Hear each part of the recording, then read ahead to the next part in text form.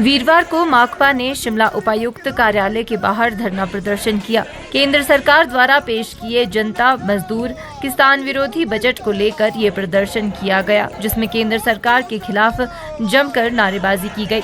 Shimla local committee सचिव जगत राम ने बताया कि केंद्र सरकार द्वारा पेश किए जनता विरोधी बजट के खिलाफ पूरे देश में वामपंथी पार्टी द्वारा धरना प्रदर्शन किया जा रहा है। उन्होंने कहा कि मोदी सरकार ने जो बजट पेश किया है वो पूंजीपतियों के हित में है। आम लोगों, बेरोजगारों, किसानों, बागवानों के लिए उस बजट में कोई भी प्रावधान नहीं किया गया है।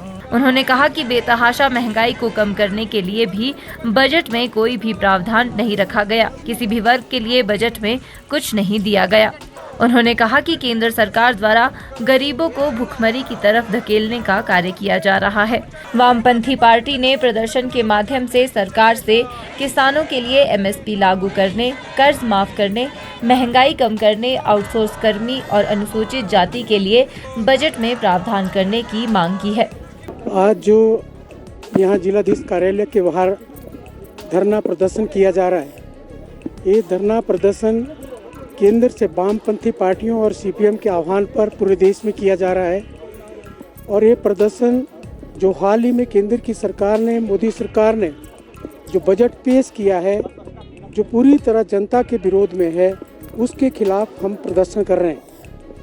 अभी 2024-25 का जो बजट पेश किया है वो जनता की ज़रूरतों के साथ पूरी तरह से एक क्रूर विश्वासघात केंद्र की सरकार ने किया है। और बजट की जो दिशा है वो बड़े पूंजीपतियों, उद्योगपतियों और अमीरों के घर की ओर जाती है। हम देख रहे हैं कि बजट में बेरोजगारों को रोजगार देने का कोई प्रावधान नहीं है, उल्टा बेरोजगारों को लूटने की नीति बनाई जा रही है। अभी हाल ही में कल्याण सुपर स्पेशलिटी कैंसर इंस्टीट्यूट में कुछ वैकेंसीज निकली और एक फॉर्म की कीमत 1000 रुपया और उस पर 18% जीएसटी लगाया जा रहा है। और इसी तरह से एयरफोर्स में अग्निवीर की भर्ती में एक फॉर्म की कीमत 2025 रुपये और 18% जीएसटी लगाया जा रहा है। तो बेरोजगारों के साथ ही एक भद्दा मजाक है। जबकि पहले इंटरव्यू के लिए जाते थे तो फ्री ट्रेन और बसों में इजाज़त होती थी इंटरव्यू देने के लिए। तो हम इस बजट का विरोध करते हैं।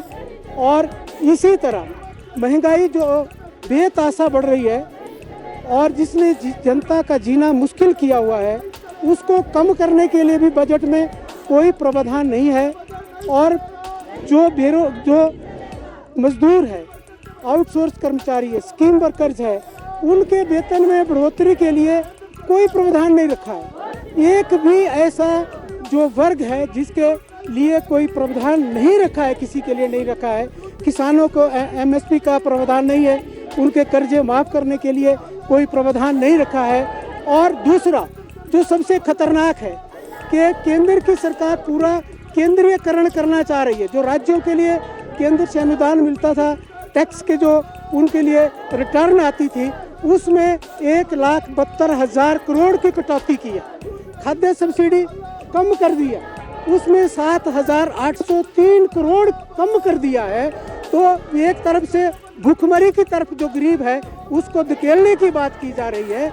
और जो वैसे ही जो हमारा देश है वो दुनिया में अमीर और गरीब के फर्क में पूरी दुनिया में पहले नंबर पर है। अमीर गरीब की जो खाई है वो पूरी दुनिया में पहले नंबर पर हमारे देश में है।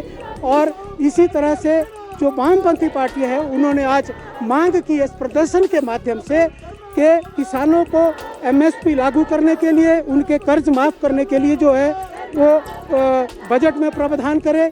मजदूरों के लिए, आउटसोर्स कर्मचारियों के लिए, स्कीम वर्कर के लिए और साथ ही जो अनुसूचित जाति, जनजाति और महिला और बच्चों के विकास के लिए बजट में प्रावधान किया जाए। आप देख रहे हैं हिमाचल न्यूज़।